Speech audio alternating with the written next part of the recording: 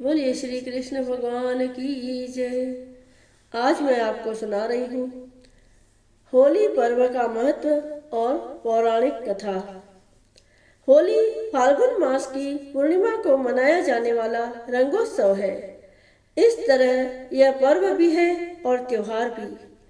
क्या आप सोच सकते हैं कि यह त्योहार सतयुग से निरंतर मनाया जाता रहा है, करीब 39 लाख वर्ष पहले से।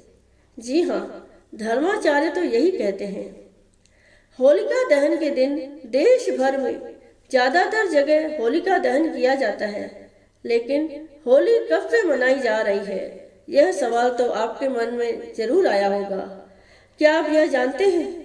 यह जानना वाकई दिलचस्प है कि होली आज से 39 लाख वर्ष पहले, यानी राम कृष्ण के काल से भी पहले सत्ययुग से मनाई जा रही है।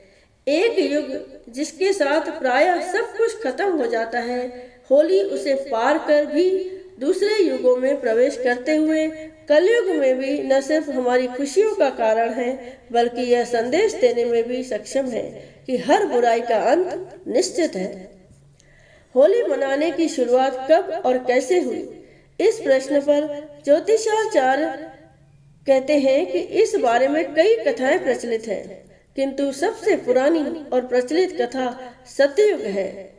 ऐसे में कह सकते हैं कि होली सतयुग से मनाई जाती रही है। वह आगे कहते हैं 4 युग होते हैं, सतयुग, त्रेता, द्वापर और कलयुग। हमारे शास्त्रों में एक युग लाखों वर्षों का बताया गया है। सतयुग करीब 17 लाख 28,000 वर्ष, त्रेता युग 12,96,000 वर्ष, द्वापर युग 8,64,000 वर्ष, तो कलयुग 4,32,000 वर्ष का होना है। इस हिसाब से ही गणना करनी है कि होली 39 लाख वर्ष पहले सतयुग से मनाई जा रही है। तब भगवान ने नरसिंह अवतार लिया था और हिरण्यकश्यप का वध किया था। ज्योतिष के अनुसार त्रिदेव इस सृष्टि का संचालन करते हैं। ब्रह्मा सृजक है, विष्णु पालनहार है, तो शिव संहारक है। इसके साथ ही विष्णु संतुलन बनाए रखने के लिए भी समय समय पर अवतार लेते रहते हैं। गरुड़ पुराण में भगवान विष्णु के 10 अवतारों का जिक्र है। सतयुग में उन्होंने मत्स्य, हैग्रीव, कूर्म, वाराह और नरसिंह अवतार लिया था, तो त्रेता में वामन, परशुराम और श्री राम का। द्वापर में वह श्री कृष्ण रूप में भक्तों के बीच आए। कलयुग में वह कल्कि अवतार लेंगे। वह समय कलयुग और सतयुग के संधि काल का होगा। अभी तो कलयुग की शुरुआत ही हुई है। प्रभु अपने सभी अवतारों में दुष्टों का संहार करते हैं, तो अपनी लीलाओं से जीवन जीने का तरीका भी सिखाते हैं। होली का त्योहार भी कुछ ऐसा ही है, जिसका आरंभ सतयुग में भगवान के नरसिंह अवतार के समय हुआ था। आइए सुनते हैं होली की सबसे प्रचलित कथा। सतयुग में एक अति पराक्रमी दैत्य राजा था, हिरण्यकश्यप। हिरण्यकश्यप के भाई हिरण्याक्ष का भगवान विष्णु ने वराह अवतार लेकर वध किया था। इस कारण हिरण्यकश्यप उन्हें दुश्मन मानता था। हिरण्यकश्यप का विवाह कयाधु से हुआ, जिससे उसे प्रहलाद नामक पुत्र की प्राप्ति हुई।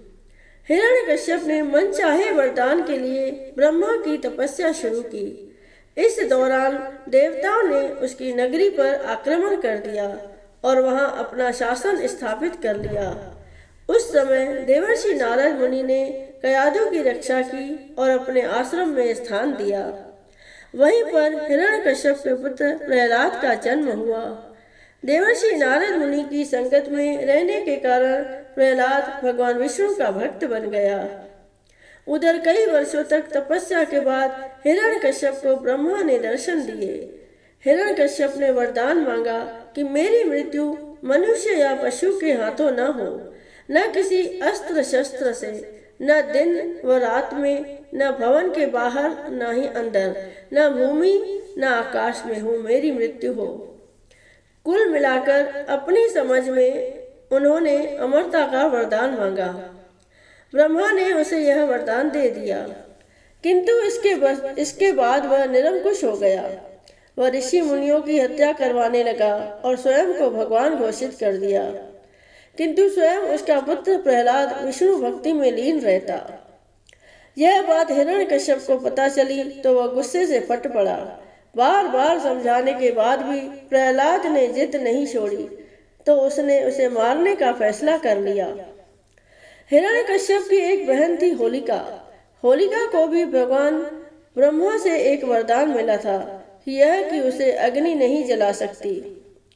हिरण्यकश्यप ने होलिका को कहा कि वह प्रहलाद को अपनी गोद में लेकर अग्नि में बैठ जाए ताकि प्रहलाद भाग न सके और वह उसी अग्नि में जलकर खाक हो जाए।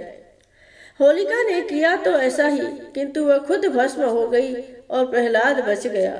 कहा जाता है कि होलिका के एक वस्त्र में न जलने की शक्तियां समाहित थी, किंतु भगवान विष्णु की कृपा से चली तेज आंधी ने वह वस्त्र होलिका से हटकर प्रहलाद के शरीर से लिपट गया था। होलिका के जलने और प्रहलाद के बच जाने पर नगर वासियों ने उत्सव मनाया, जिसे छोटी होली के रूप में भी जानते हैं। इसके बाद जब यह बात फैली तो विष्णु भक्तों ने अगले दिन और भव्य तरीके से उत्सव मनाया। होलिका से जुड़ा होने के कारण आगे इस उत्सव का नाम ही होली पड़ गया। उधर हिरण्यकश्यप ने प्रहलाद को मारने के लिए उसे एक खंभे में बांध दिया। वह प्रहलाद को मारने ही वाला था कि भगवान विष्णु खंभा फाड़कर नरसिंह अवतार में प्रकट हुए। उन्होंने हिरण्यकश्यप को उसके भवन की चौखट पर ले जाकर संध्या के समय अपने गोद में रखकर नाखूनों की सहायता से उसका वध कर दिया। इस तरह ब्रह्मा का वरदान भी नहीं टूटा और आतताई का अंत हो गया। भगवान को भक्त प्रहलाद को उसका उत्तराधिकारी बना दिया। भगवान ने भक्त प्रहलाद को उसका उत्तराधिकारी बना दिया। बोलिए श्री विष्णु भगवान की जय।